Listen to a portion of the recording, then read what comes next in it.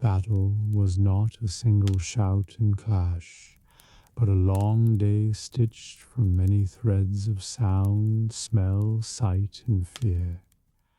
It began before dawn, when dew still lay on grass and mist clung in hollows. Men woke to drums, to horns, to the calls of sergeants shouting names in the grey light. Horses stamped impatiently, harness clinked in the half-dark. Fires that had burned low in the camp were doused, leaving only the smoke of wet embers. The air tasted of iron, damp earth, and nerves. The priests walked the lines first. Their hands lifted crosses, sprinkled water, traced blessings on helmets and faces. Words of Latin rolled like tide, half understood but wholly felt. Men crossed themselves, some fervently, some hastily, some with hands that shook. A chaplain held aloft a relic, a bone in a crystal, a splinter of wood and silver, and for a moment every eye followed it, believing that heaven itself might bend to the field. Then the relic was returned to its case, and the men returned to their weapons. The captains arrayed their companies. Knights took the van, mounted on horses, armored with chamfrons of steel, their riders gleaming in mail and plate, lances upright like a forest of pale trunks. Behind them stood the men-at-arms, each with spear, axe, or sword, shields painted with simple marks of family or village. Archers were ordered to the flanks, their bows unstrung until the last moment to save strength. Crossbowmen wound their cranks with slow patience. In the rear, carts and baggage clustered, guarded by the old and the sick, by boys too young for the line but too stubborn to stay behind. Across the field, the enemy formed their own pattern, banners lifted, each a square of color stitched with beasts or crosses. Horns answered horns, drums rumbled like answering thunder. Men squinted through the mist, trying to read faces on the other side, faces they might meet in minutes with iron. Between the two hosts stretched a no-man's land of trampled grass, ditches, and a few solitary trees that had the misfortune to stand where history would pass. Birds wheeled above, restless, sensing the storm to come. The noise swelled as the sun lifted. Horses snorted, pawing earth that steamed under their weight. Shields banged together in practice blows, a rhythm meant to stiffen courage. Archers tested strings, quarrels clicked into place. Men prayed again, muttered in dialects that were foreign even to their neighbors. Others sang snatches of song, rough voices rising above the din like crows startled from a field. The sound of an army waiting is not silence. It is a great murmuring sea, restless and dangerous. Then came the signal trumpets braying, drums pounding, banners dipping forward. The archers loosed first. A cloud of arrows rose, hissing like rain, darkening the air for a breath, before falling into the enemy line. Shields lifted, men ducked, horses reared. The sound was not one note, but 100. The whistle, the thunk, the cry, the silence after. Crossbows answered, bolts flying lower, harder, thudding into wood and flesh with the certainty of quarrels that care nothing for nobility. The cavalry moved next. Lances lowered, spurs pressed, horses surged forward in a pounding thunder that rolled across the field. Dust rose, grass bent, the earth trembled under the weight of iron and will. The charge was a wall of motion, banners streaming, pennons snapping, sunlight flashing on steel. For those who faced it, pine slowed. The ground shook, the noise filled lungs, and every instinct screamed to flee. Only discipline and the press of comrades kept the line standing. Impact was chaos given voice. Lances shattered like trees in a storm, splinters flying. Men screamed as they were lifted from saddles or flung aside. Horses collided, screamed, fell, and rolled. Swords flashed as knights drew steel and hacked at close range. The melee swallowed order. Lines folded inward. Dust and sweat and blood turned the world brown and red. Men struck at shadows as much as foes, barely able to see for the press. To fight in such a moment was less skill than survival, less art than raw instinct. On the flanks, archers continued their work. They loosed arrow after arrow until fingers bled and shoulders burned. The air above the battle was alive, a storm of wood and feather, falling and rising, never still. Crossbowmen shot slower, but with deadly certainty, each bolt aimed with care. Some climbed trees or small rises to send death from above. They became the invisible hand that tipped the balance, though songs would not remember their names. Foot soldiers pressed forward where cavalry had broken through or faltered. Spears lowered, shields overlapped. They advanced step by step, pushing against their foes like waves grinding at a cliff. The clash of shield against shield, of spear against mail, of axe against helm, made a music harsh and unending. Men grunted with effort, teeth clenched, sweat dripping into eyes. A comrade fell, another stepped into the gap without thought, for a broken line is a death sentence to all. Amid the din, standards waved, rising and dipping as their bearers fought to stay upright. A banner falling was more than cloth. It was a heart struck low. Men fought harder where their colors flew, knowing that to lose them was shame. Captains shouted themselves hoarse, voices cracking in the dust. Horns tried to call order, but often their notes were swallowed by the greater roar. In the thick of battle, commands turned to gestures, gestures to instinct, instinct to sheer survival. The ground grew slick, and footing betrayed the unwary. Men slipped, shields fell from numbed hands, weapons dropped and were seized by others. The dead and the dying lay together, sometimes dragged aside, sometimes trampled where they fell.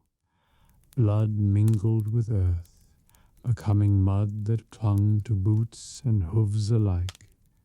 Horses floundered, men cursed, and still the fight ground on, relentless. Battle was less a storm and more a mill, grinding grain of flesh and steel together until both were unrecognizable. Fear walked the field, but so did courage. Some men fled, breaking ranks, running with eyes wide and mouths open in silent screams. Others stood where no one expected them, holding a breach with stubbornness beyond reason. A boy with a broken spear shafted it anew with rage and fought like a veteran. An old man shielded 3 youths until an axe struck him down. These small acts were lost in the greater tide, yet they were the true marrow of battle. By midday, the sun was high, the air thick with smoke and dust. Men panted like beasts, armor chafed and burned, throats begged for water. Skins were drained in seconds. The wounded cried for drink more than for healing. Surgeons worked at the rear under awnings, knives flashing, cloths darkening, hands steady as they cut and bound. Women and boys carried buckets, fetching and spilling, their faces pale but resolute. The camp behind the battle became its shadow, sharing in the labor if not in the clash. Sometimes battle turned not on courage but on chance. A riderless horse galloped through lines, scattering men. A banner fell in mud, mistaken for defeat, and panic spread like fire. A captain's cry was misheard, and men wheeled where they should have pressed. Or the opposite, a rumor of victory raced down the line, and men found fresh strength they did not know they had. The tide shifted and shifted again, unpredictable as the sea. When at last one side broke, it was rarely graceful. The line wavered, shouts changed from challenge to terror, and then men turned. Shields were cast aside for speed, spears dropped, helmets flung off to run lighter. The victors pressed, cutting down the slow, shouting to drive the rout. Dust rose again, this time from many feet fleeing. Pursuit was fierce, but commanders tried to restrain it, an army lost in chase, to be ambushed as surely as an army lost in flight. At dusk, the field lay littered. Broken weapons, fallen banners, bodies still in the posture of their last breath. Ravens circled, already bold. Survivors limped back to camp, some triumphant, many dazed, all exhausted. Water was poured over heads, wine into mouths, bread into hands. Surgeons worked until stars lit their tables. Priests murmured prayers over the dying, sometimes cut short by another call. The night air was full of groans, of whispered names, of silence where answers should have come. Victory was claimed in words, but on the ground it was harder to see. The cost lay everywhere, in blood and ash and broken steel. Songs would be written, chroniclers would gild the day, but those who had stood in the press remembered less the glory than the dust, the noise, the weight of another man's body against their own, the choking thirst, the ache of fear, never wholly mastered. Battle joined was not a single clash, but a long crucible, testing more than strength of arm. It measured patience, discipline, endurance, and the stubborn will to hold when all wanted to flee.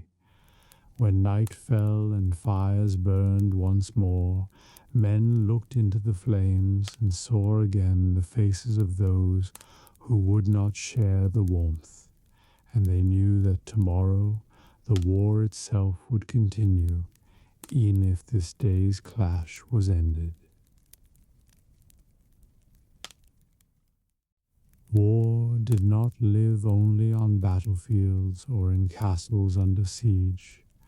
Its longest shadow stretched over villages, small, fragile hearts of the countryside where most souls drew breath. Here, in timber houses roofed with thatch, among fields bounded by hedges and low stone walls, life was meant to move to the rhythm of seasons, not to the beat of drums. But when armies stirred, villages became way stations, victims, refuges, and graveyards. The first sign of war was often not soldiers, but rumor. A peddler spoke of raiders across the border, of barns burned, of a town sacked. A shepherd saw smoke rising too straight, too thick, from beyond the ridge.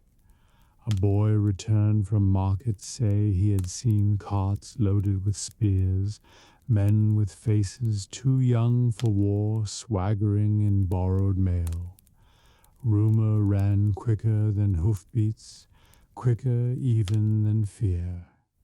In cottages that smelled of bread and smoke, families looked at each other in silence, each wondering what to pack, what to hide, what to abandon. Then came the requisitioners. They bore the Lord's seal, sometimes even his men at arms, demanding grain for the army, hay for horses, carts to carry baggage. Sometimes they paid with commissary notes or clipped coin. Often they did knit. A farmer who hesitated found his stores broken open, his oxes driven away. A miller who argued too loudly was struck down, his mill seized for flour. The law rode with them, in voice if not in justice. To the village, war was first a hunger in other men's bellies. Next came the passing army itself. The sound was heard long before, hooves drumming, carts creaking, men shouting, horns blowing.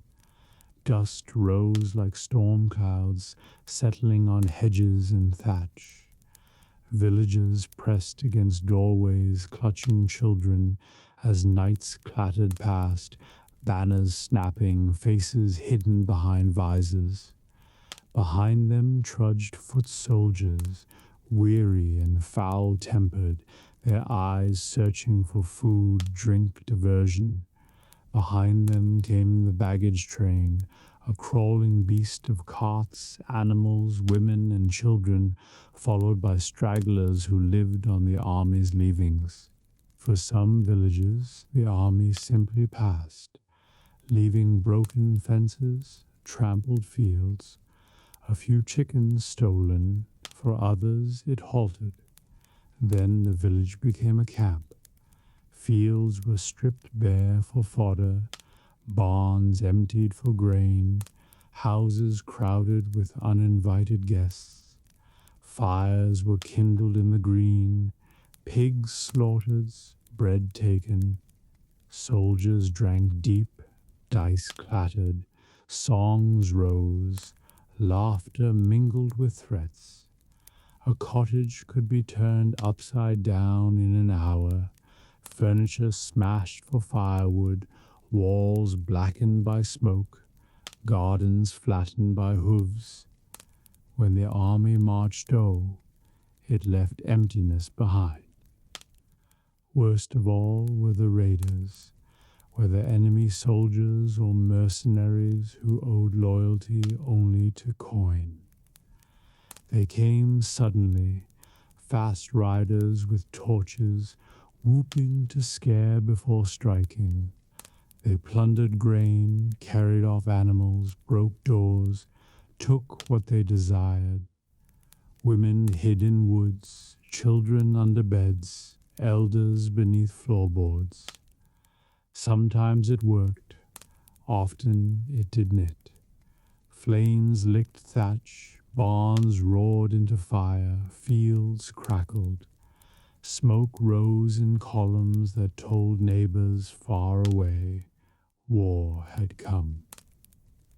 Some villages had small defenses, a ditch, a hedge, a palisade around the green, carts drawn into a circle. Men stood with spears, boys with slings, women with stones. They rang church bells not for mass, but for warning, summoning all who could stand. The priest lifted a cross before the gate, hoping its sight might turn swords aside. Sometimes it worked, more often it bought only a pause. Against armored riders, wood and courage broke quickly. The best defense was flight. Flight was its own trial. Families bundled what they could. Bread, blankets, a crucifix, a pot. They drove cattle before them, children tugging at ropes. They hurried into woods, into marshes, into caves, into ruins of old walls left by Romans or giants. There they hid, listening to shouts in the distance, watching smoke rise, hoping the wind carried it away. In those moments, the forest became both prison and sanctuary. Twigs snapped underfoot, sounded like pursuit. Owls hooting felt like taunts. Yet in the silence, life clung to itself with stubbornness. War's hunger lasted long after armies passed. A field trampled in May meant no harvest in August. A barn burned meant winter famine. A well fouled meant sickness. Villages leaned on neighbors, on monasteries, on the mercy of lords who themselves were pressed thin. Bread was stretched with acorns, broth thinned with water until it was more memory than meal. Children's bellies swelled with want. Elders gave at their portion quietly. Songs at hearths grew quieter, but they did not cease, for singing is a weapon against despair. War left scars in stories too. Children who had seen raiders never forgot the sound of hooves at night. Women who had hidden in ditches remembered the cold mud more vividly than their prayers. Old men spoke of years when war came twice, and fields lay fallow for 3. Each scar became a tale, told not to frighten but to teach. Keep food hidden, keep paths to the woods clear. Trust no promise of peace too quickly. Memory was the one fortification a village could carry with it. Yet villages endured. They rebuilt walls with fresh wattle, thatched roofs anew, planted again in fields that still held the bones of battle. Bells rang once more for mass.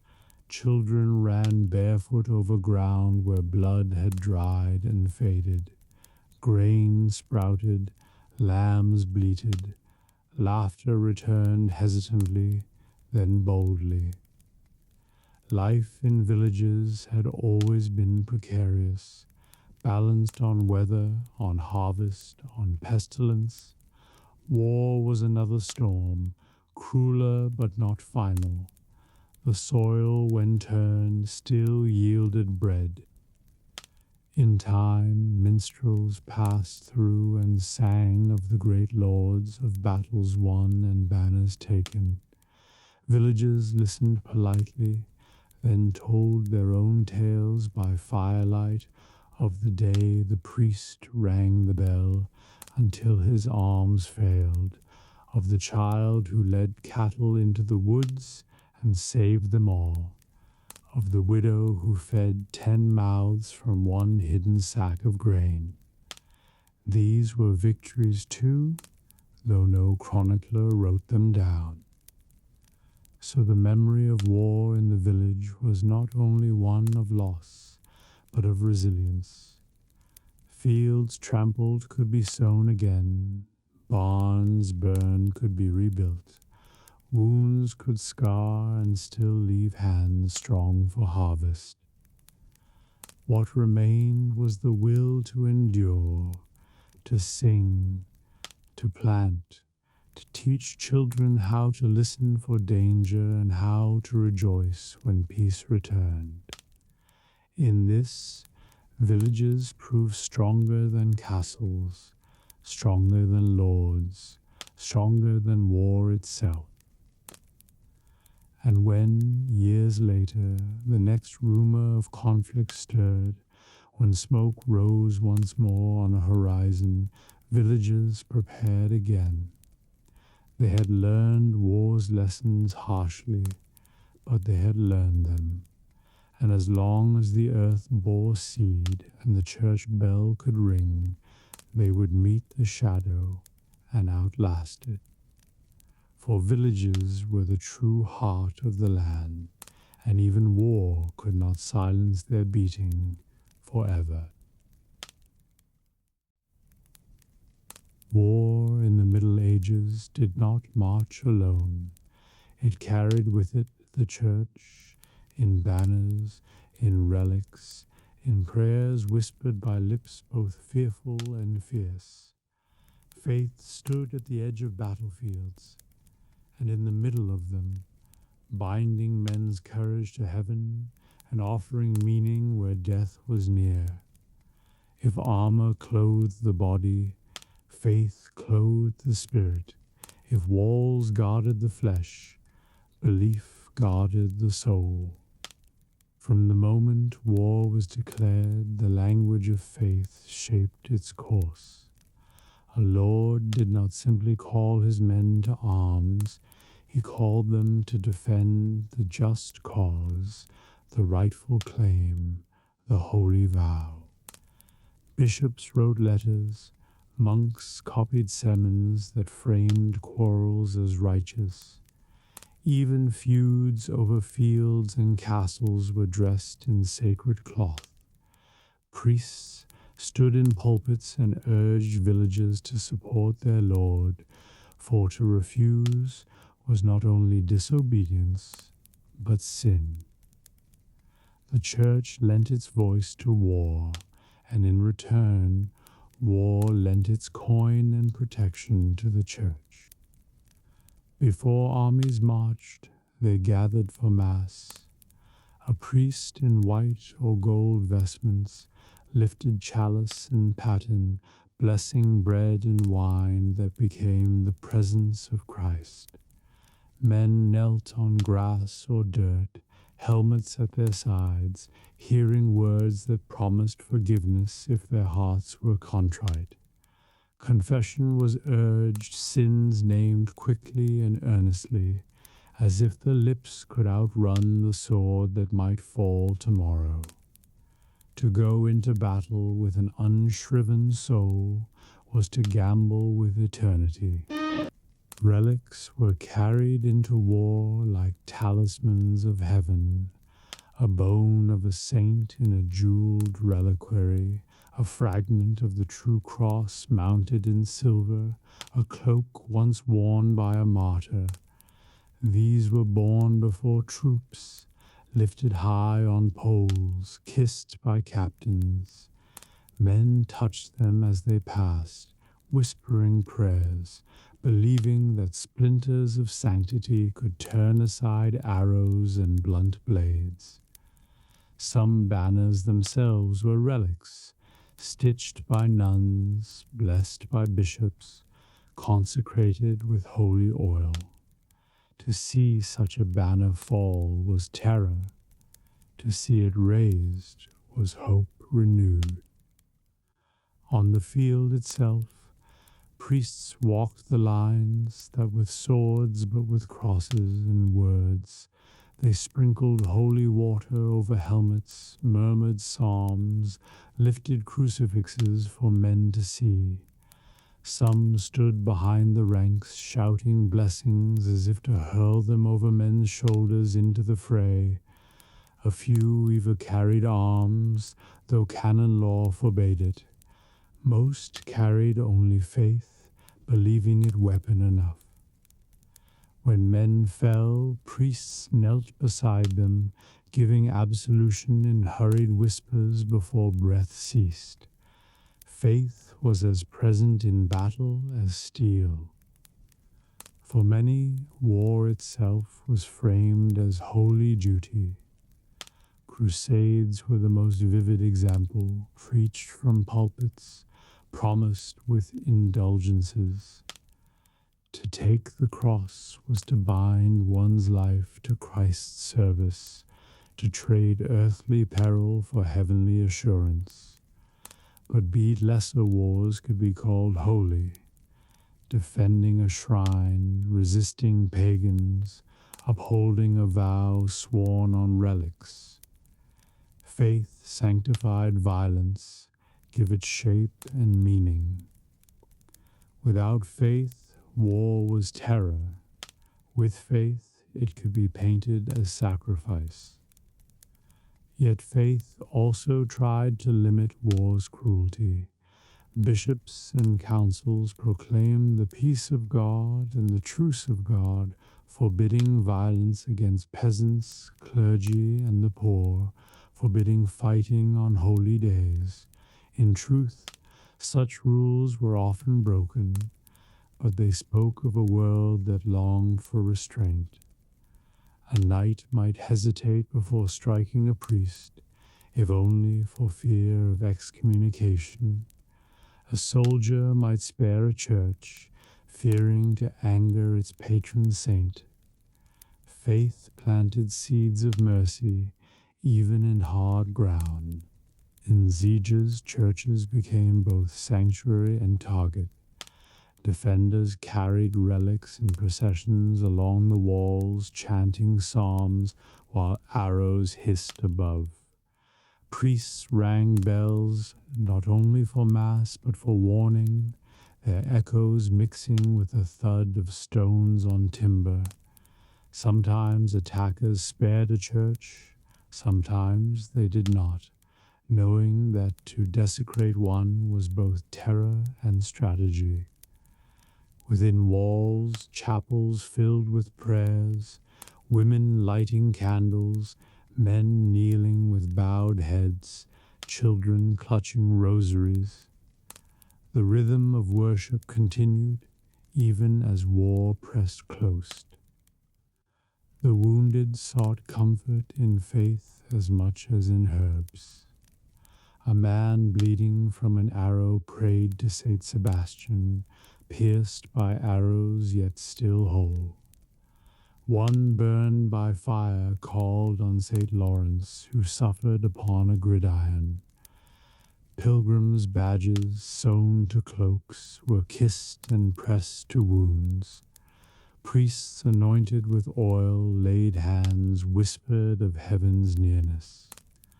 Some believed miracles happened, wounds closing, fevers breaking. Whether miracle or mercy of time, the hope itself was a healing. Death on the field was heavy, but faith gave it shape. Men believed they fought under heaven's gaze, that saints interceded, that prayers would follow them beyond the grave. Priests carried lists of the dead, read their names in churches after, wove them into masses that echoed for generations. A knight slain in battle was remembered in chronicles. A peasant slain was remembered in candles lit by his kin. Both were entrusted to God, for faith taught that no one fell unseen. Songs told of saints appearing in battle, St. George riding with a white horse, the Virgin spreading her cloak over soldiers, angels striking down foes. Whether seen by eyes or born of hope, such visions gave strength. Chroniclers copied them into books, minstrels sang them in halls. Faith turned horror into wonder, gave shape to courage, made sense of chaos. Where war was incomprehensible, faith wrote a story. But faith also asked for penance. Men who returned bore not only scars but guilt. They gave coin for masses, built chapels in thanksgiving, went on pilgrimage to cleanse their souls. Some laid down arms and entered monasteries, seeking peace for lives haunted by battle. Others gave alms to widows and orphans, hoping to balance what war had taken. Faith was not only shield and banner, it was also mirror and burden, reminding men that God's justice was not always the same as their own. And so, in war, faith was both sword and salve, justification and restraint, courage and consolation. It marched in relics, it sang in psalms, it whispered at deathbeds, it thundered in sermons.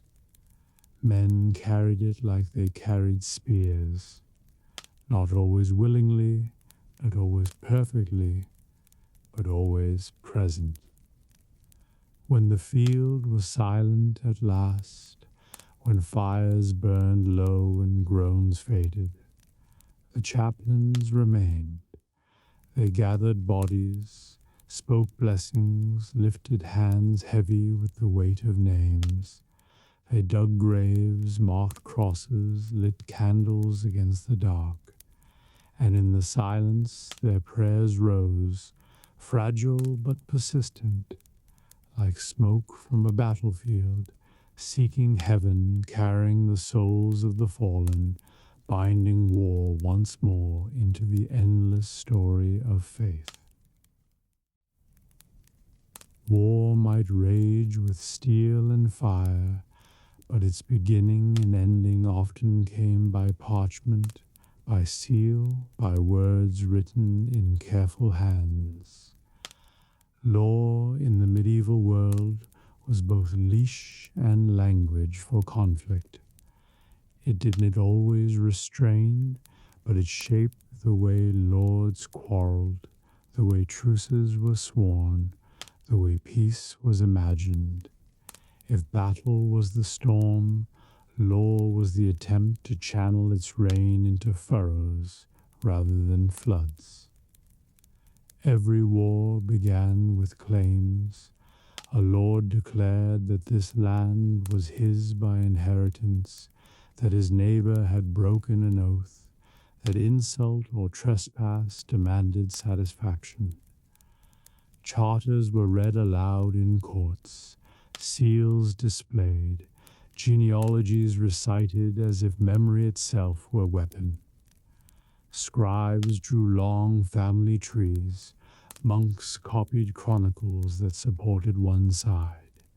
Disputes over fields were wrapped in the cloth of justice until they looked like matters of God and right rather than hunger and pride. The language of law addressed ambition and dignity. Declarations of war were often given formality. A herald, cloaked in the colors of his master, rode to the enemy gate and shouted words that echoed for all to hear. My lord demands his rights. My lord takes at arms. May God judge between you. Sometimes a letter was delivered, sealed with wax, bearing threats written in careful Latin. The ceremony was not to make war polite, it was to make it legitimate. For in a world where oaths bound men to lords and lords to kings, war without words was outlawry. Once begun, wars were fenced with rules of conduct, at least in theory. Knights swore codes of chivalry, not to strike clergy, not to harm women, not to burn churches, to honor ransom rather than slaughter. These promises were broken often, but they lingered as ideals. Captives of rank were expected to be spared and held for ransom, their lives more profitable than their deaths. Common men, alas, were less fortunate, but even they sometimes found mercy when captains feared the anger of saints or bishops. Law in war was imperfect, but it was a thread that could still bind hands. The Church sought to restrain war through the peace of God and the truce of God. Councils declared that peasants, pilgrims, monks, and clerics were to be unharmed, that livestock and crops were to be spared. Later, the truce of God forbade fighting on holy days, especially Sundays, Lent, and feast days. Bishops thundered against those who ignored these decrees. Excommunication was threatened, bells tolled in warning. Enforcement was uneven, yet the very attempt revealed a yearning that even in violence, some spaces, some times, must be sacred. Within kingdoms, kings held courts to arbitrate disputes. Two lords might bring their quarrel before a royal bench, each producing charters, each swearing oaths. The king might order trial by combat, letting God's judgment decide in the clash of champions. Or he might impose his own authority, declaring the land for one side, binding both under threat of forfeiture. Sometimes it worked, sometimes it festered, but the process reminded lords that they were not only warriors but vassals, bound to a larger order. When war wearied both sides, they sought truces. A truce might last a day, a week, a season. Messengers carried terms across lines, heralds shouted agreements in both camps. At dusk, torches flared along ditches as men lowered weapons, watching each other warily, daring to trust that words could still hold. A truce allowed burial of the dead, exchange of prisoners, parley for ransom. For a few hours the field grew strangely quiet, as if both sides remembered they were men before enemies. Negotiating peace was a labor as hard as battle. Envoys met in chapels, abbots presided, charters were drawn up. They debated borders, whether the river belonged to this lord or that, whether the castle stood within one shire or another. They argued over hostages, sons of noble houses, given as guarantees of faith. They haggled over fines, reparations, the return of relics or books carried off in raids. Seals were affixed with solemnity. Oaths were sworn upon relics. Witnesses signed with trembling hands. Peace was written into the bones of parchment. Sometimes marriage sealed peace more firmly than ink. A daughter of one house was wed to the son of another, uniting bloodlines that had spilled each other's blood. Feasts were held, banners flown, songs sung to drown the memory of war. Yet behind the smiles the bride might weep, the groom might scowl, and both households watched carefully. Marriage was both sacrament and strategy, an attempt to weave threads strong enough to hold swords in their scabbards. Peace did not always hold. Oaths were broken, seals ignored, hostages escaped. Chroniclers wrote with weary pens of treaties that lasted a season, of truces shattered by a raid, of lords who found excuse to quarrel anew. Yet each time, law was called upon again, as if parchment could mend what iron tore. The persistence of law, however frail, revealed a truth. Men longed for order even in war, for rules to govern chaos, for words to soften wounds. For common folk, law's peace was felt in small mercies. When a truce was proclaimed, markets reopened, mills ground grain, fields were sown, merchants returned to roads, pilgrims to shrines. Bells rang, not for alarm but for worship. Children played without fear of hoofbeats. A week of peace could not erase months of hunger, but it could plant hope. Villagers didn't read charters, but they knew when words written far away reached their doors in bread and quiet. At times, law itself was mocked by war's enormity.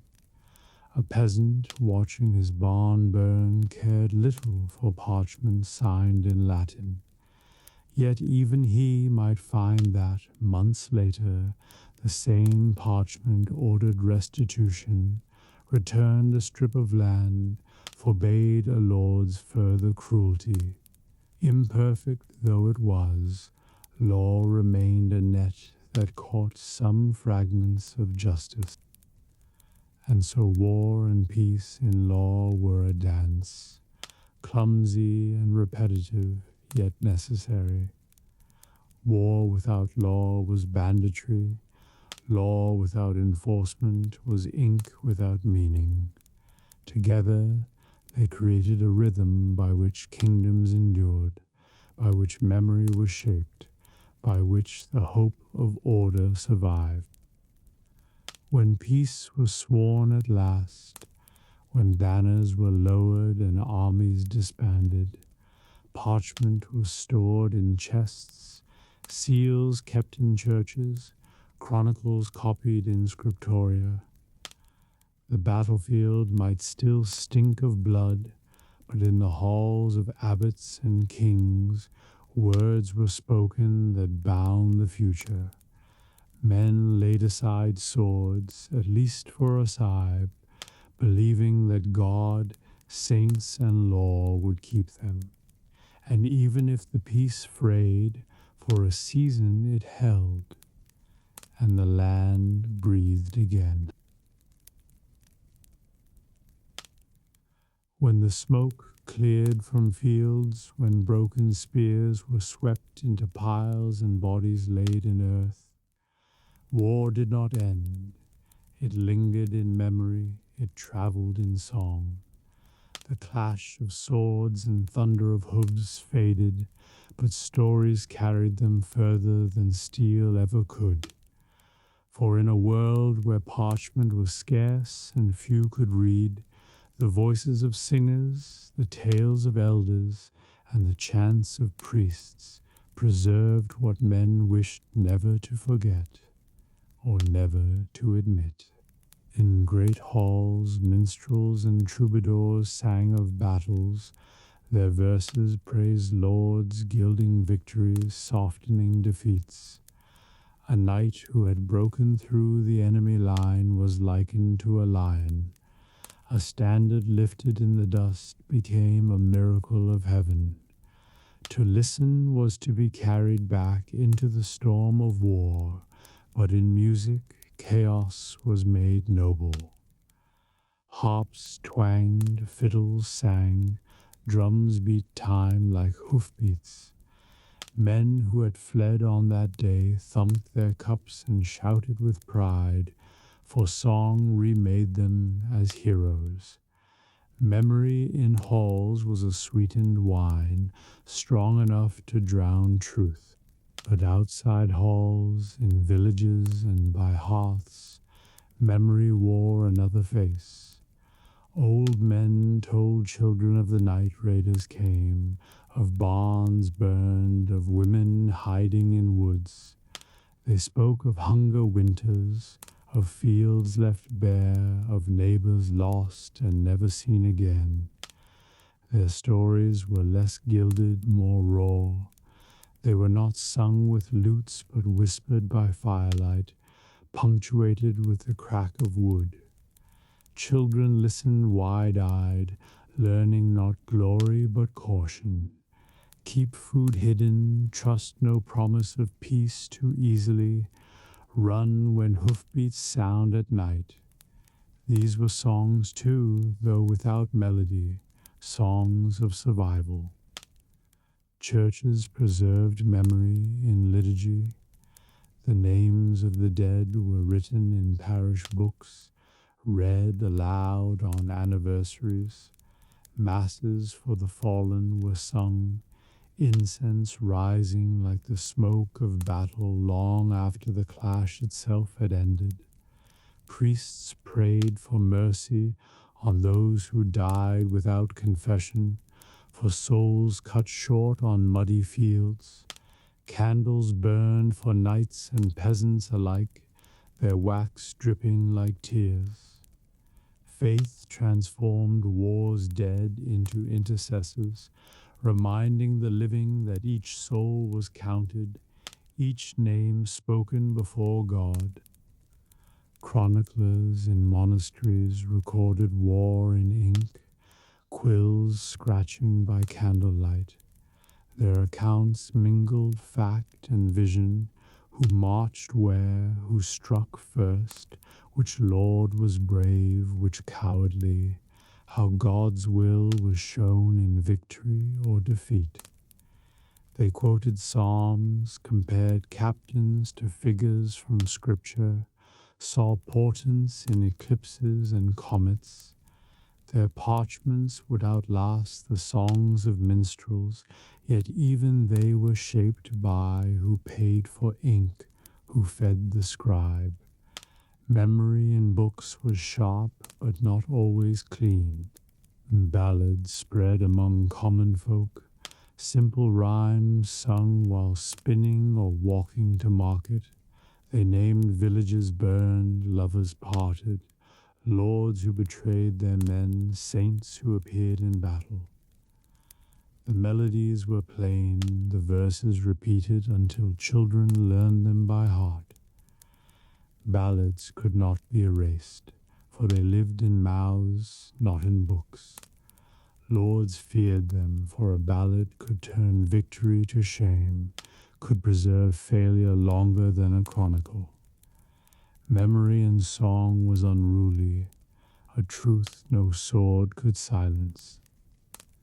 At feasts, knights told their own tales, boasting of charges, of duels, of wounds taken. Scars were displayed like relics, each with a story that grew taller each telling. A dented helm was passed around with laughter, its crack explained as the work of 10 men, though it may have been only one lucky blow. These stories bound comradeship, turned terror into fellowship. Memory at table was laughter masking sorrow, pride masking fear. But war left memories out only in words. It lived in scars upon the land. A burned village rebuilt, but blackened stones lingered. A field where men had fallen grew strangely fertile or strangely barren, and folk spoke of it in hushed tones. A ditch dug for defense became a hollow where children played, yet elders remembered bodies buried there. Roads bore ruts from armies' wheels long after peace returned. The earth itself remembered, though it spoke only in shapes and silences. Mothers remembered differently. They counted the days their sons had been gone, the winters endured without them, the nights prayed through in fear. Some never saw their sons return. Others saw them return changed, their eyes older than their years, their laughter dimmed. Mothers wove memory into lullabies, warning children not to be taken by war's promises. Their songs were gentler, but they carried iron in their heart. Not all memory was sorrow. Victories brought pageants and processions. Cities hung banners from windows, bells rang, relics were carried in triumph. Knights rode with garlands, squires with flowers, the Lord's colours painted on faces and walls. Songs of triumph echoed through streets. Wine flowed, bread was shared. For a day or a week, memory was bright, and the shadow of loss was pushed aside. But when the garlands faded, the widows still wore black. Generations later, memory hardened into legend. A knight who held a bridge against many became a hero whose name was sung for centuries. A siege that lasted months became a tale of miraculous endurance. A saint seen in battle became part of the land's very story. Legends forgot famine, forgot slaughter, forgot the nameless dead. They remembered courage, loyalty, divine favor.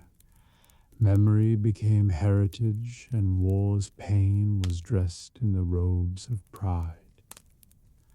Yet even legend could not erase the quiet songs sung in cottages, the sighs of fields, the scars on hearts. Both lived side by side, proud memory and the painful, the song of triumph and the whisper of grief. Together they made the true story of war, not only banners and knights, but barns and widows, children and prayers.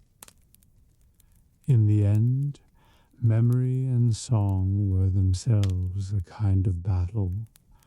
One side sought to ennoble, to make sense, to give glory. The other sought to remember, to warn, to endure. Both were necessary, for without glory men would not march, and without warning they would not learn. War's echo was never silence. It was voices singing, weeping, praying, boasting, teaching. And those voices carried farther than steel, into the ears of generations unborn.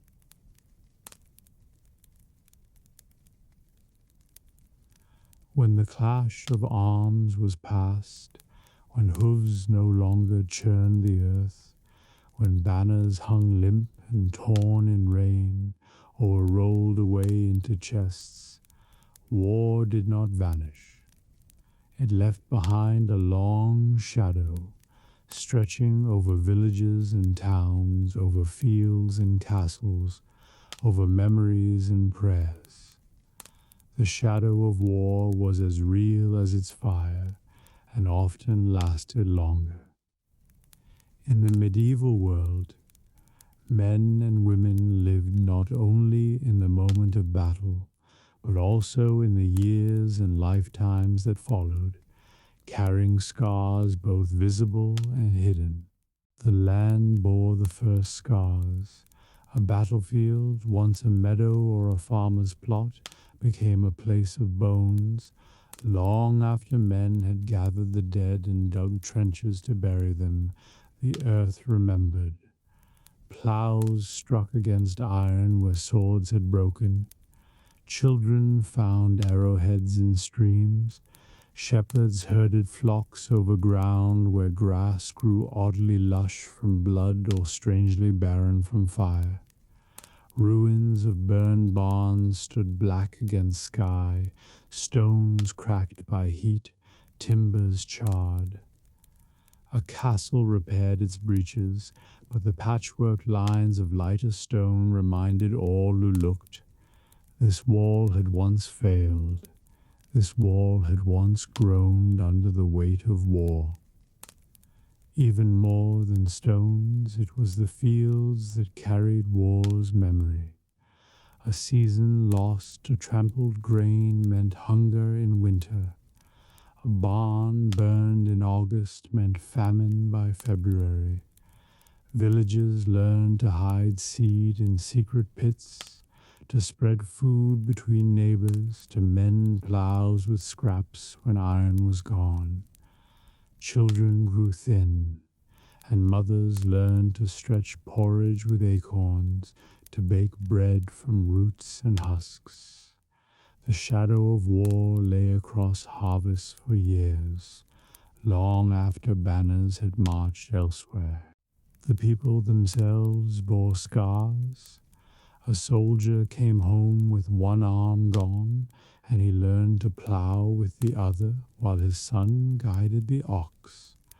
Another returned with a limp, hobbling on crutches, his pride mixed with shame. Some returned whole in body but haunted in spirit, waking at night to cries only they could hear, seeing again the press of battle in every shadow.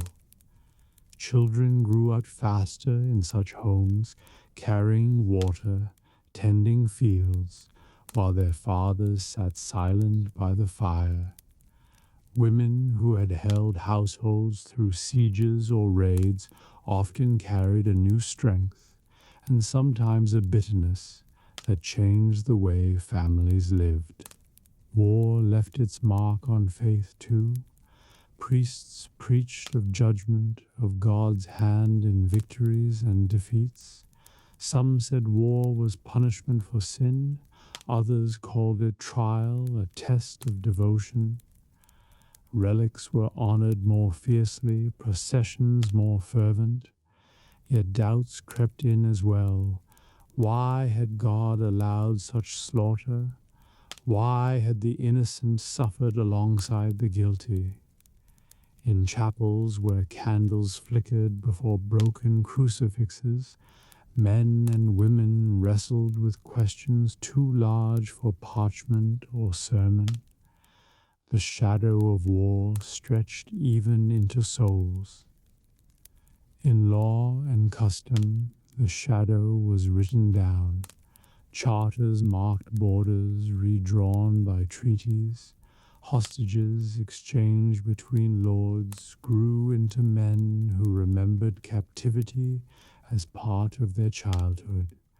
Fines were levied on villages that had supported the wrong side. New taxes paid for walls rebuilt. Laws forbidding raids or demanding safe passage for pilgrims were written after each war, attempts to bind the next quarrel before it began. Each ink stroke carried the weight of conflict past. Yet the shadow of war was not only grief, it also shaped memory into legend. Stories of courage were told around fires of the knight who held a bridge, the squire who saved his lord, the widow who hid grain and fed the village through winter. Children grew up hearing these tales as if they were scripture. Minstrels embroidered them with rhyme and melody, so that war's sharp edges dulled into song. War's shadow reached forward into pride, binding communities with shared remembrance of endurance. At times, war's shadow took the form of caution and restraint. Lords who had seen famine hesitated before declaring feud again. Villagers built hedges thicker, stored more grain, forged stronger plowshares. Monasteries walled their cloisters not only against wolves of fur, but wolves of steel. Watchmen kept sharper eyes, and shepherds learned to count not only their sheep, but the riders on distant hills. Memory became a kind of armor, shaping habits that made the next storm less sudden. For some, war's shadow led to penance and change. A knight who had slain many might give lands to found a monastery, his sword laid on an altar as offering. A lord might pay for candles to burn perpetually for the souls of the dead, hoping their light would ease his own conscience. Pilgrimages multiplied, men walking barefoot to shrines, women carrying offerings across mountains. War taught that peace, however fragile, was precious, and that to seek it was holy work. Yet peace itself was often brief. The shadow of one war became the seed of the next. Old grudges lingered, borders disputed once would be disputed again. A son grew up vowing to reclaim what his father had lost. Chronicles, meant to preserve truth, sometimes preserved anger instead, keeping memory alive not as balm, but as blade. Thus the shadow of war was both warning and temptation, reminding men of both loss and pride. And always, beneath it all, life continued. Fields were sown, children baptized, weddings celebrated, bells rang for feast days, markets bustled, songs rose from alehouses. The shadow of war did not blot out the sun. It lay alongside it, lengthening at dusk, retreating at noon, always present, always felt, but never the only thing. People lived in the shadow, but they also lived in the light. In time, generations passed, and the shadow grew softer. Bones in fields turned to dust. Ruins became quarries for new houses. Names of battles faded into songs whose verses no longer matched truth. Children played in ditches that had once been defenses, laughed in meadows where blood had fallen. The shadow lingered, but it no longer frightened. It became part of the landscape, part of memory, part of the story that made people who we were. For the medieval world, war was never absent. It returned like seasons, sowing sorrow as rain sows rivers. But so too did peace return, fragile, fleeting, precious. Between them lay the long shadow, remembrance of cost, the yearning for calm, the wisdom drawn from pain. And in that shadow people found strength to rebuild, to sing, to plant, to pray. So when the stars rose over a quiet village after war, when a child's laughter rang in the night, when a candle burned before a crucifix in thanksgiving for survival, the long shadow lay still upon the land. It reminded all who walked there that war had passed and might come again, but that life, stubborn and sacred, would always rise to meet it. Episode 16. Medieval Medicine and Healing. For all the herbs gathered, all the prayers whispered, all the knives wielded and remedies brewed, sickness often ended not in healing, but in death.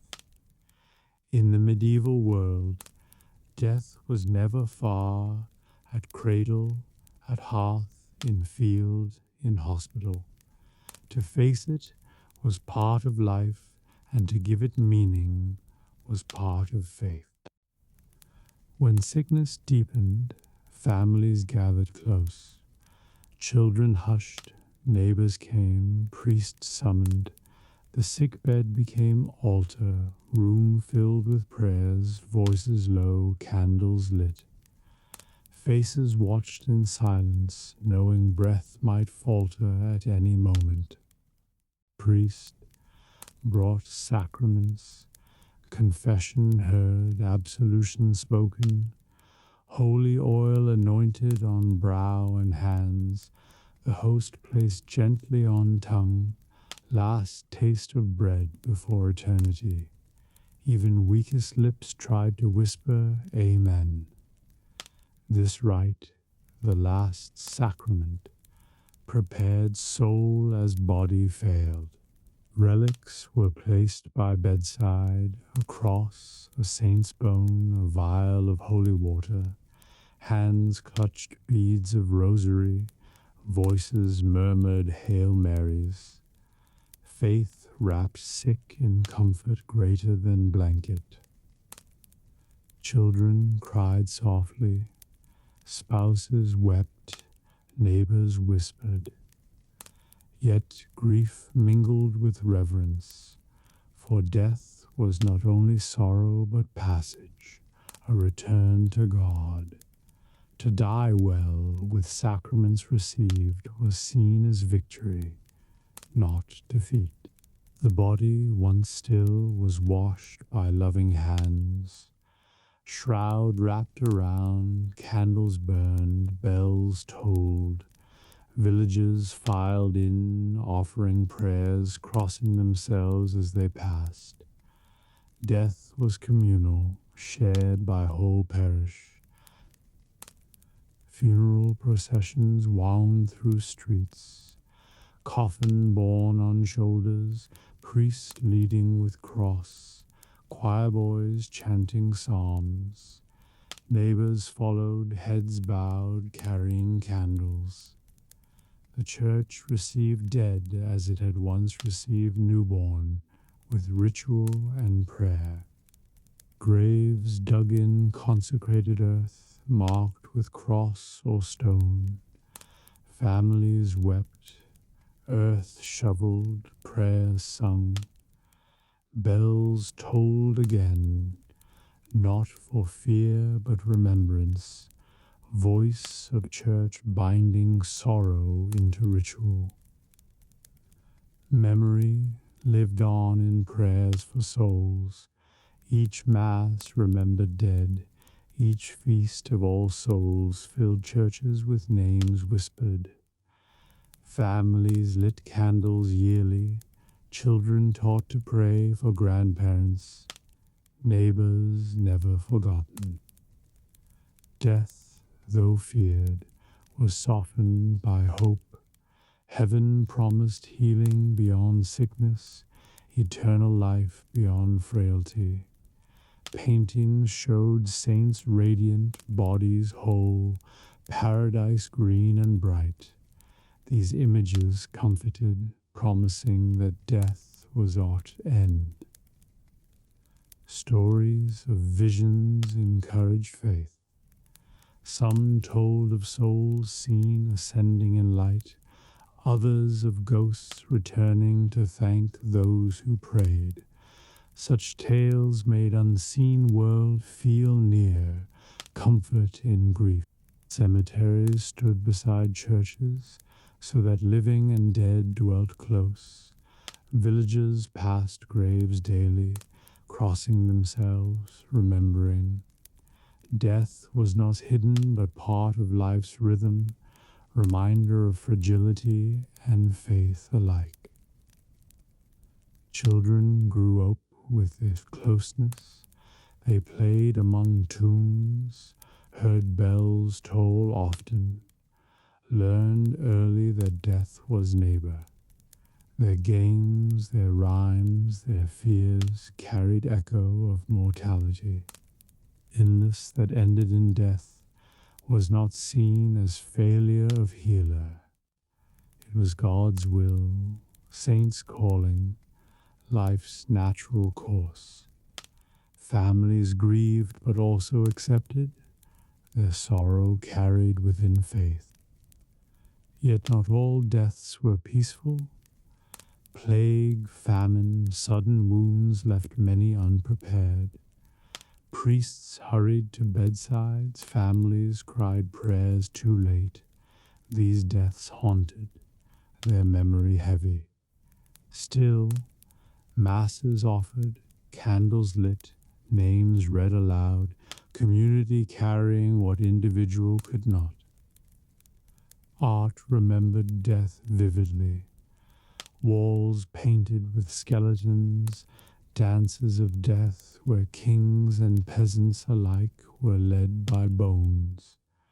Such images taught humility, reminding all that no rank escaped end. But alongside grim art were tender ones, Mary holding souls in mantle, Christ lifting dead from graves, angels guiding children. Such pictures comforted, teaching that love followed even into shadow. For medieval soul, hope was stronger than despair. Each death renewed community's prayer. Each loss deepened bond among living. Each grave reminded of eternity. Death taught patience, gratitude, mercy, and faith. And so, though sickness often ended in loss, memory and hope endured. The dead were not forgotten, but named, prayed for, honored. Their presence lingered in bells, in candles, in whispered prayers at night.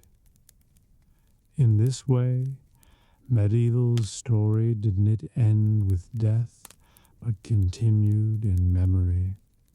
Healing was found in care given, in prayers spoken, in love that endured beyond grave. Body failed, but spirit healed. Thus, medieval people faced sickness with courage, death with reverence, and memory with hope. Their world fragile, yet their faith strong. Their lives brief, yet their meaning lasting.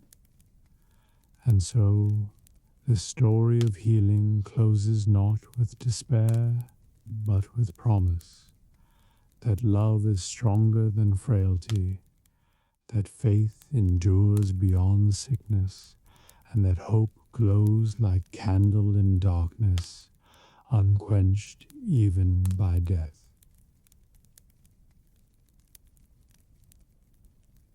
War was sickness of another kind, and its wounds demanded healers as surely as fevers did. On battlefield where arrows flew and swords struck, men fell bleeding in heaps, and those who survived first clash often faced slower death unless tended swiftly. Barber surgeons followed armies, their bags heavy with knives, saws, ointments, and bandages. They set up tents near camps, rough shelters of canvas and wood, smoke rising from fires that heated water and irons. Their work began as soon as horns ceased, when cries of victory mingled with moans of wounded.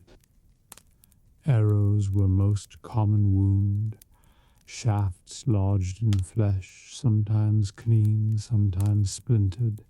Surgeons gripped with forceps, pulled with steady hand, sometimes arrow barbed, tearing more as it left. Men bit down on leather, groaned into cloth, or fainted as steel was drawn from body.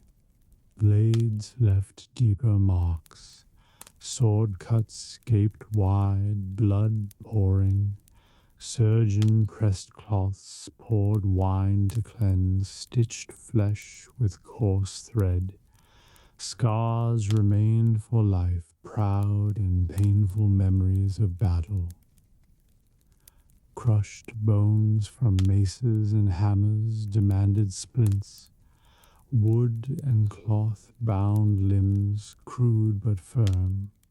Some healed crooked, some never healed, but splint gave chance where none otherwise. Worst of all were wounds beyond repair, a limb shattered, flesh rotted with gangrene, soldier fevered with poison of decay. Then surgeon reached for saw, assistance held man down, prayers muttered, iron cut quick. Heated cautery sealed stump, smell of burning flesh filled tent. Cries echoed far, but life sometimes saved. Blood flowed endlessly in such places. Surgeons worked with hands slick, cloths piled, basins full. Apprentices fetched water, stoked fires, sharpened blades. No silence here, but shouts, groans, clatter of tools, and wails of men. Faith was present even in gore. Soldiers clutched crosses, kissed relics, whispered prayers. Surgeons prayed as they cut. Nuns sometimes moved among wounded with bowls of broth, whispering comfort as bodies shook. Not all wounds were visible. Smoke of battle left lungs raw, fear haunted sleep, grief weakened heart. Priests heard confessions, gave absolution, reminded soldiers that courage in pain was as holy as courage in pain, was as holy as courage in fate. Battlefields after combat were grim. Fields littered with corpses, groans rising from heaps of wounded. Healers moved from man to man, choosing whom to save, whom to leave. Choices cut deeper than knives, mercy measured in who received care. Water carried in skins, poured into parched mouths, bread softened in broth fed to weak. Even smallest act, washing face, binding cut, gave hope amid ruin. Some soldiers carried their own charms, wolf's tooth against fear, saint's medal against wound, parchment prayer tucked in pouch. Many believe such tokens turned blade aside or guided arrow away. Faith steadied courage when steel alone could not. When night fell, tents glowed with firelight. Men groaned in dark. Surgeons worked by flicker of torches, assistants holding shadows at bay. The smell of smoke and blood filled camp, mixed with incense from chaplains' prayers. Songs sometimes rose, soft and trembling. Wounded soldiers sang hymns together, voices broken but steady, comfort in unison. Music healed spirit when body lay shattered. Some never left battlefield alive. Their last sight was surgeon's face, last sound prayer whispered in ear, their bodies buried hastily, crosses scratched in earth, names spoken in memory. Others carried scars home, missing limbs, twisted arms, blind eyes, limps that lasted lifetime. These men lived reminders of war's cost, their wounds visible lessons for villages. Communities honored such survivors, They told stories of courage, treated scars as badges, listened to tales of battle. Yet beneath honor lay pain unending, bodies never whole again. Battlefield healing shaped medicine too. Surgeons learned quickly, tested remedies under fire, found what worked by necessity. Knowledge gained in war often carried home, spread through towns, refined in peace. Children sometimes watched fathers return with wounds, saw missing limbs, heard groans in night. They grew knowing fragility of flesh, respecting surgeon's role, fearing battle's price. Legends told of miraculous healings, a knight pierced through heart yet lived, a soldier cured by relic touch, a saint appearing in camp to heal wounds. Such tales gave hope, teaching that heaven fought beside men. But behind legend was truth. Healers bent over wounds, sweat dripping, hands steady, knives sharp. Their labor was gritty, endless, and often thankless, but it saved lives. Thus, healing in battle was mixture of courage and horror. Knives and saws worked beside prayers and tears. Faith gave strength where medicine failed. Love carried men through when body broke. And so battlefield healers stood as silent warriors, fighting not with swords but with bandages, not to take life but to save it. Their work was raw mercy, as sacred as mass, as necessary as steel. For all the herbs gathered, for all the blades wielded, for all the broths and charms and remedies, medieval people believed there was one sickness deeper than any fever, the sickness of the soul. To heal body was mercy, but to heal spirit was salvation. Priests stood as physicians of spirit. Their tools were what knives or herbs, but words, prayers, sacraments. When villagers confessed sins, they sought healing not of flesh, but of heart, believing sin weighed as heavily as wound. Confession was seen as cleansing. Kneeling before priest, whispering failures, tears running, it was purging of sickness within. Absolution was balm, penance medicine. To pray 10 paternosters, to fast 3 days, to give bread to poor, these were prescriptions for soul's balance restored. Penance was discipline of healing. Just as bitter herb cured stomach, hard task cured spirit. Pilgrimage, fasting, almsgiving, each was medicine for inner frailty. Pain endured, hunger accepted, miles walked barefoot. These were more punishment only, but cure. Fasting linked body and spirit. To deny meat, wine, or sweet was to sharpen soul, to cleanse humors, to turn heart to God. Lent became both dietary and spiritual medicine, humbling rich and poor alike. Pilgrimage was greatest of remedies. To walk weary miles, to kneel at shrine, to touch relic, these acts cleanse soul more deeply than herb cleanse blood. The journey itself was medicine, each step prayer, each hardship healing. Monks taught that prayer itself was cure. Chants at dawn steadied mind, psalms at night soothed grief.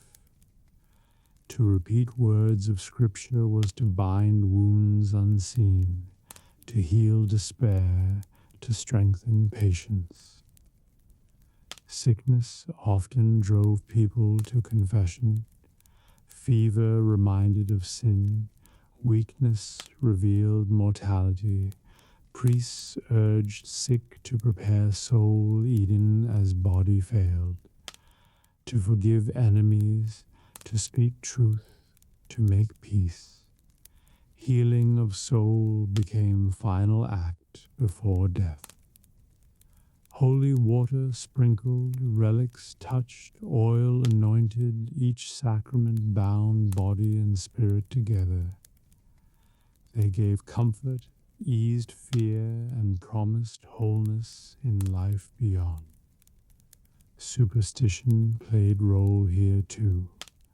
Some tied sins to knots in cord, cast cord into river, believing guilt washed away. Others carried parchment prayers, believing words shielded heart.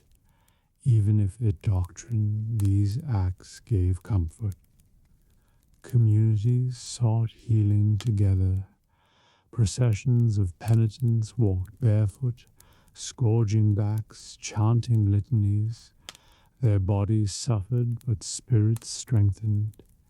Towns believed such acts lifted plague, eased famine, calmed heaven's anger. Children learned that forgiveness healed. They were taught to apologize, to pray, to seek blessing. Even small quarrels settled by prayer, teaching that peace was health of soul. Stories told of saints who healed not only bodies but hearts. Saint Francis calming despair, Saint Hildegard guiding spirits with visions, Saint Augustine teaching power of repentance.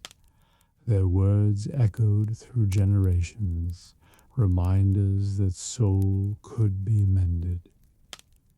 Music itself was seen as balm for spirit. Chants in cloisters, hymns in churches, bells tolling, each lifted mind from sorrow, healed grief with harmony.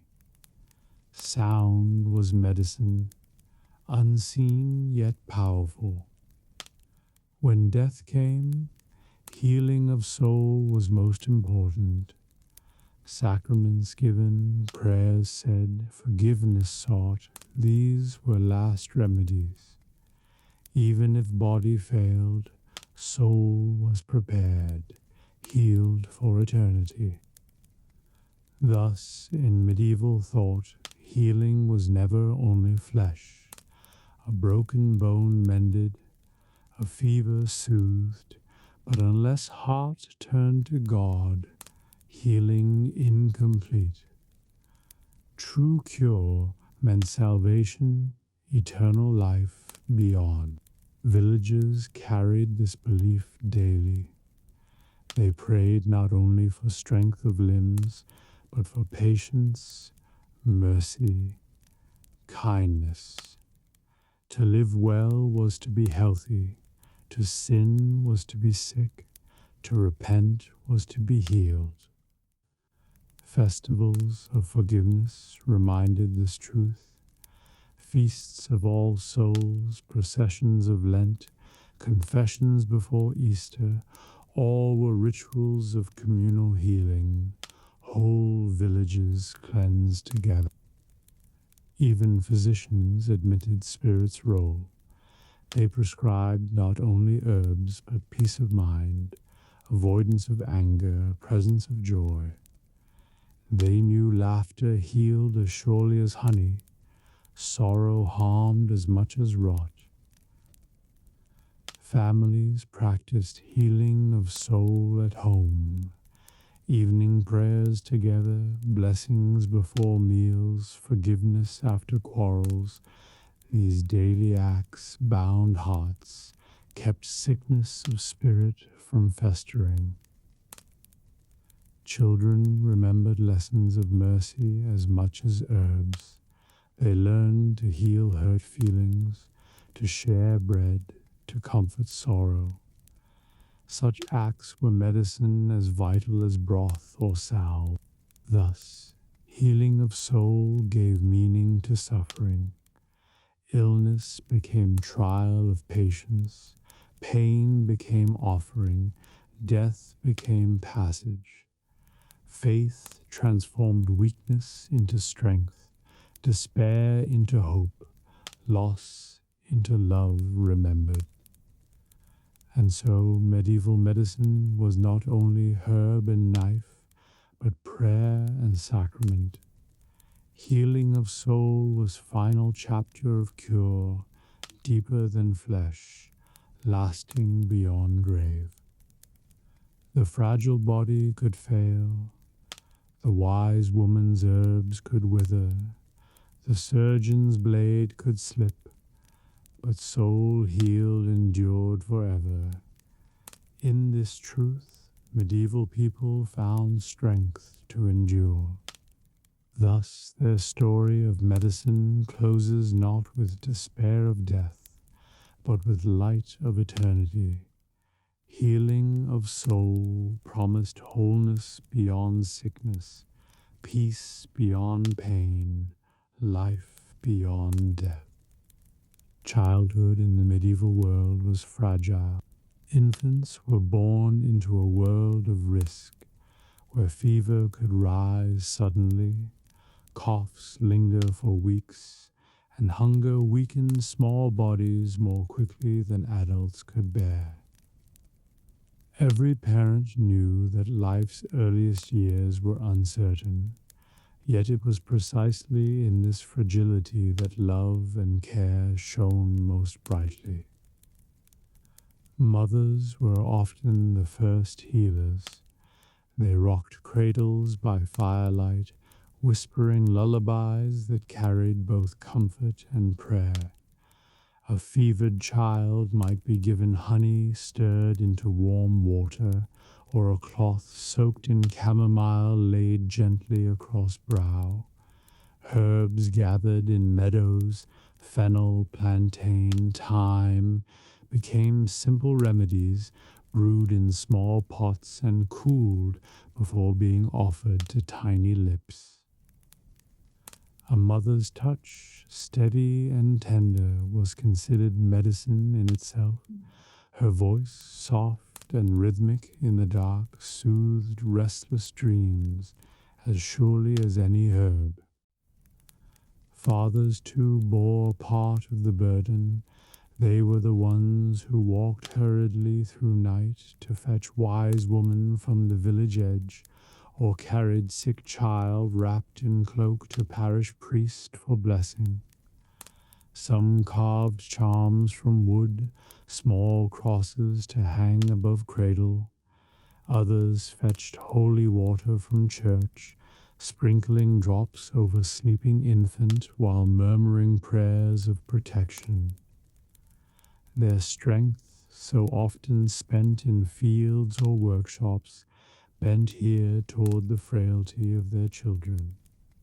Midwives, who had first guided infants into the world, often returned when sickness struck.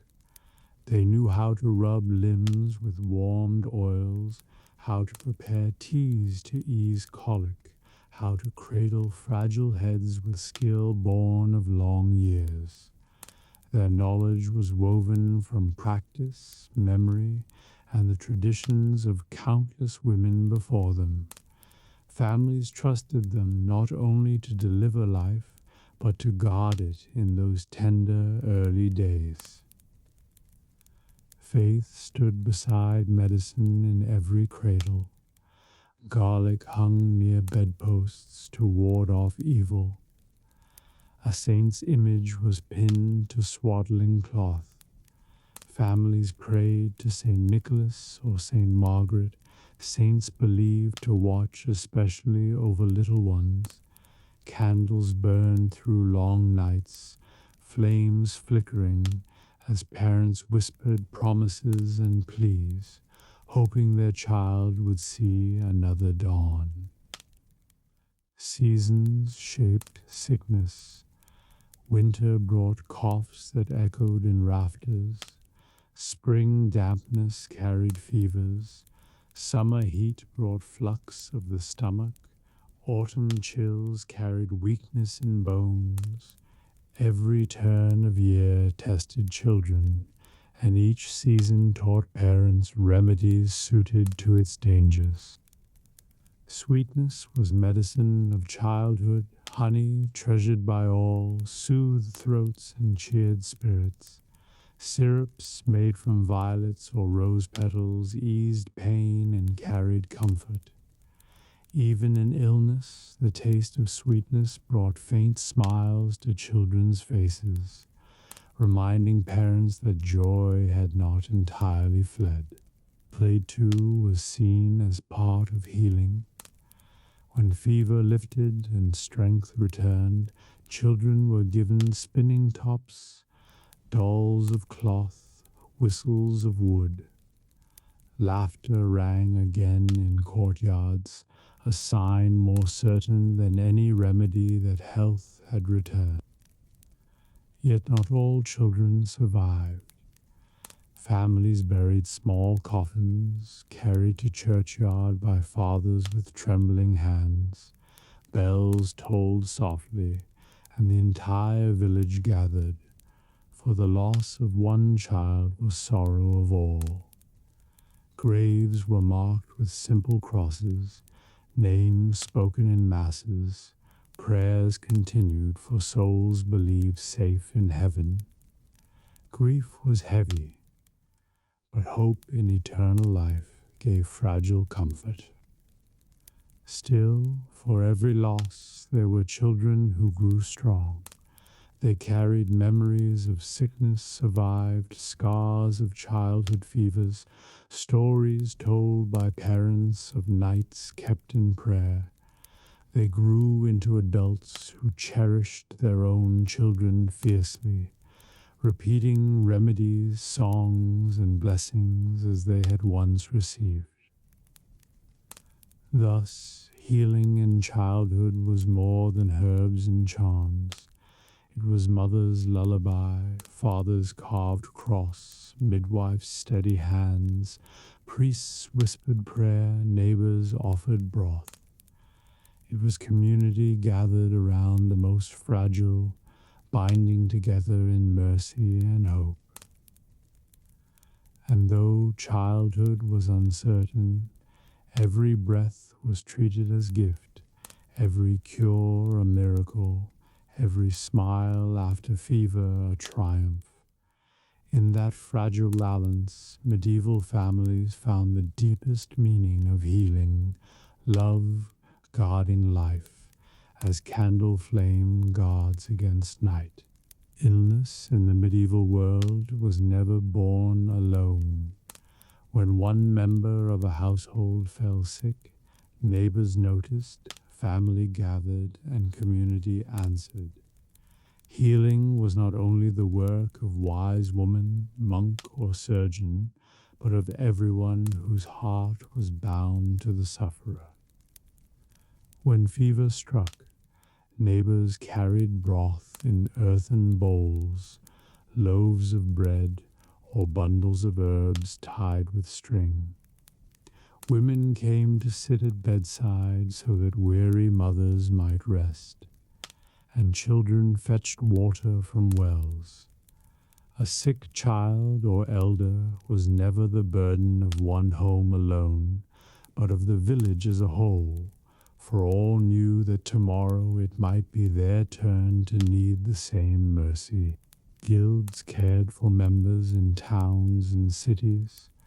A weaver fallen ill could count on fellow craftsmen to bring food to his family, while guild chaplains visited bedsides with blessings.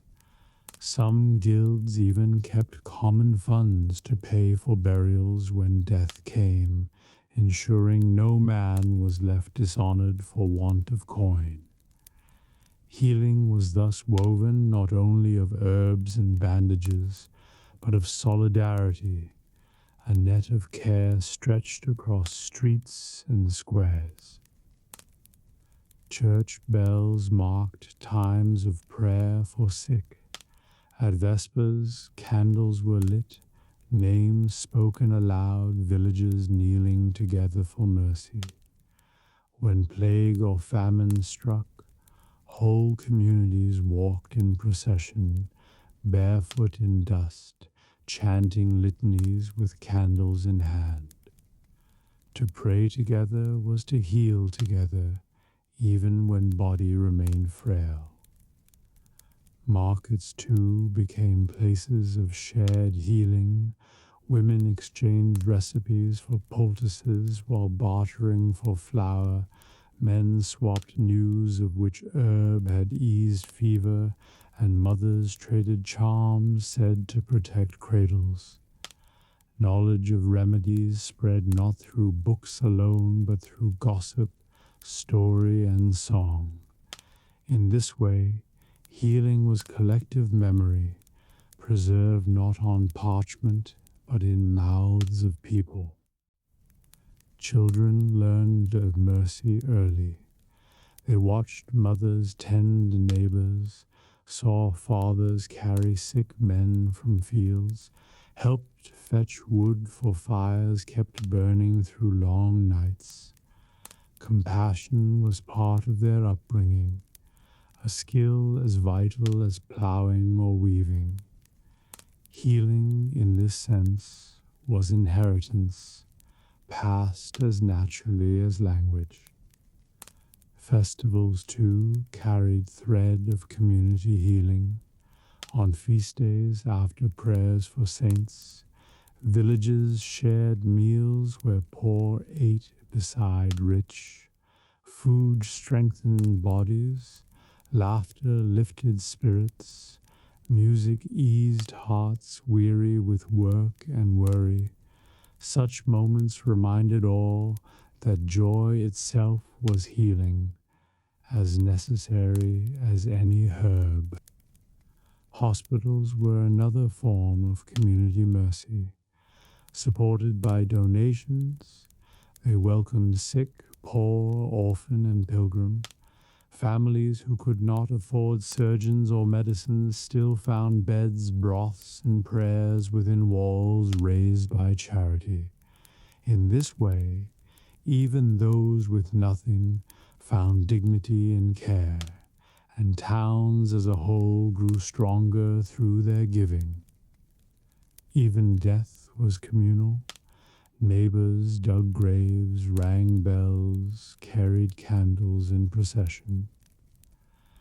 They mourned only for family, but for friend, not only for friend, but for stranger. Grief was shared, making it lighter to bear, and hope was renewed in voices singing psalms together. Healing of community itself came through such acts. The sick body might not always recover, but the bonds between people grew strong. Illness revealed kindness, suffering sharpened mercy, and compassion turned sorrow into strength. Thus, in the medieval world, healing was not only herb and blade, prayer and charm, but hands joined, bread shared, prayers spoken in unison. It was a reminder that no one lived or died alone, but within a web of care that reached from cradle to grave. And so, the story of medieval healing closes with this truth. The greatest medicine was love, carried not in bag of surgeon or jar of wise woman, but in hearts of neighbors, in voices of community, in mercy that bound fragile lives together. The medieval world lived by the rhythm of the seasons, and healing followed that same wheel of time. What herbs were gathered, what foods were eaten, What prayers were said and what remedies were trusted all changed with the turning of the year. In spring, the land awakened, and so did the body. Physicians often prescribed cleansing at this season. Bloodletting was thought to balance humors stirred by warming sun, washing away heaviness of winter. Families gathered young greens, nettles, dandelions, sorrel, boiled into soups that thinned the blood and brought freshness to weary limbs. Midwives and wise women carried baskets into meadows, plucking first herbs of year, drying them for teas and tinctures to last months ahead. The air itself seemed medicine, damp with rain, alive with birdsong, carrying promise of new life. Spring was also season of pilgrimage. Villages, shaking off winter's confinement, walked to shrines and holy wells. They dipped cloths into waters believed to cure fevers, left offerings of bread or coin, carried home vials of blessed liquid.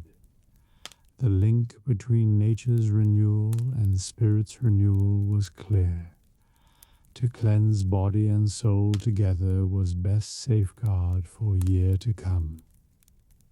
Summer brought abundance, but also dangers. The heat was believed to overexcite humors, make bodies prone to fevers and flux. Physicians advised cooling diets, fresh fruits, cucumbers, salads of garden herbs, diluted wine, and plenty of water when it could be trusted. Broths were made lighter, with barley or peas rather than heavy meats. In villages, mothers watched anxiously for signs of summer sickness in children, quick fevers that stole strength in days. Remedies included mint for stomach, rose water for cooling brow, violets to sweeten air of sick room. But summer was not only danger. It was also season of festivals and marriages, where joy was considered health in itself. Dancing beneath maypoles, feasting on roasted meats, laughing at games, these were thought to lift spirits, and a cheerful heart was believed to balance humors as surely as any herb. Priests reminded people that merriment in measure was medicine of the soul, and so laughter rang out beside coughs, hope carried in music and play. Autumn was the season of gathering. Fields yielded grain, orchards bent with apples and pears, vineyards brimmed with grapes. Families stored food not only for hunger, but for health. Honey was sealed in jars, dried herbs tied in bundles, roots laid in cellars. Barrels of ale and cider were filled, smoked meats hung in rafters, beans and lentils kept in sacks. These stores were medicine against winter, for famine was always the greatest illness of the cold months. Autumn was also season of gratitude. Villages held harvest feasts where prayers of thanks mingled with laughter. In such gatherings, healers shared knowledge of remedies to last the winter, reminding families to dry sage for coughs, to keep garlic against fever, to preserve vinegar for cleansing wounds. Preparation itself was healing, a shield woven from work, foresight, and faith. Winter brought greatest trial. Cold and darkness wore down bodies already thin from labor. Fire became center of life, hearth both warmth and ward against illness. Broths of onions and leeks simmered daily, nourishing and gentle. Bread was baked heavier, grains mixed with whatever could be spared. Wine and ale were drunk warm, spiced with cinnamon or cloves when coin allowed to heat body against chill. Sickness, however, thrived in winter. Coughs deepened, fevers spread swiftly in crowded homes, and plague sometimes returned with the cold. Healing then was as much about comfort as cure. Blankets piled, prayers whispered, candles lit to bring light into nights that seemed endless. Families huddled together, and presence of love itself became strongest medicine. Yet even in winter there were moments of joy. Christmas Mass filled churches with candlelight, Epiphany processions lifted voices in song, St. Bridget's Day brought flicker of hope at edge of spring. Such feasts healed spirit, teaching that even in darkness, life endured. The seasons turned again, and with them healing. Each year knowledge grew which herbs cured best, which foods preserved longest, which prayers carried most comfort. Children learned from parents, apprentices from masters, villages from monks. Healing was not fixed science, but living rhythm, shaped by rains and snows, by harvests and famines, by faith and memory. For medieval people, the cycle of healing mirrored the cycle of the soul. Spring's cleansing was like confession, summer's joy like grace, autumn's storing like wisdom, winter's endurance like faith. Body and spirit alike move through seasons of growth, trial, and renewal. And so, to speak of medieval medicine is to speak of time itself, of how people healed not only with herbs and knives, but with patience for the wheel of year, trust in rhythm of earth, and hope that after winter's cold, spring would always come again.